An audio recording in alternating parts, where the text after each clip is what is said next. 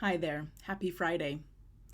One of the things that's giving me hope right now is reading and following change makers who are involved in conferences and interviews and talks about the things they see going on in the world.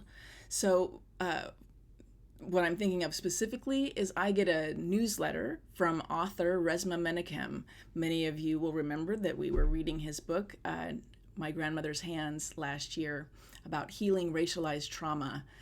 He puts out a monthly newsletter that includes kind of all the things he's been doing. And it is inspiring not just what he's doing, but with what he's doing with other people. So, for example, he was at a book launch for an anthology that is coming out called, let me pull that up.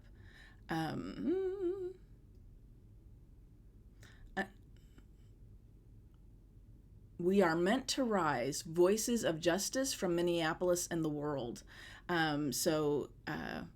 It's great to know that that's coming out and that of course, it's an anthology. There's multiple authors in there. So things like that, conferences he's been participating in. So just reading what someone like him is doing month to month becomes inspiring on its own. He's much more plugged in to the world of people having those kinds of discussions. Than I am. So one of the things I'm going to share with you in the description of this video, so down in the YouTube description, is a link to Publishers Weekly's list, 10 inspirational guides to healing the planet that came out last November. So 10 books. And so not only are these things you might read to inspire yourself, but then these become authors who you might follow on social media, Facebook, Twitter, if they have a website, a blog where they write about what they're doing. Because people like this, knowing what they're doing day to day, not just reading the book they've written, can be very inspiring and help keep our spirits uplifted. That may feel like too much to take on now, like reading a book, but you might take just a few minutes to see if there's a book you'd like to read that you could get for after the holidays, and also maybe a great list of books if you like to give gifts and want to give books for this holiday season. So following inspirational people is what I'm cheering me up these days, and I encourage you to think about as well.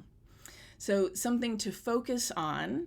I'm going to make it a big umbrella term of how can you take care of yourself this month.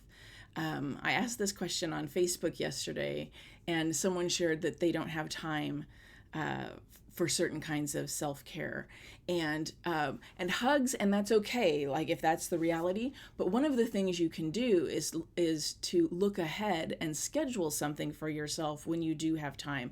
So I've scheduled a massage for myself for at the end of the month. I don't have time in the next couple of weeks, and I really don't need it in the next couple of weeks, but the Monday after Christmas, that's what I'm doing. Doing something like, buying a book from the list I just mentioned, not with the intention of reading it right away, but then you have it when you do have a few minutes to sit down and read a chapter, things like that. And then, of course, if you can build in things you can do to take care of yourself. But the number one thing on that list should be getting your booster vaccine shot if you haven't done that.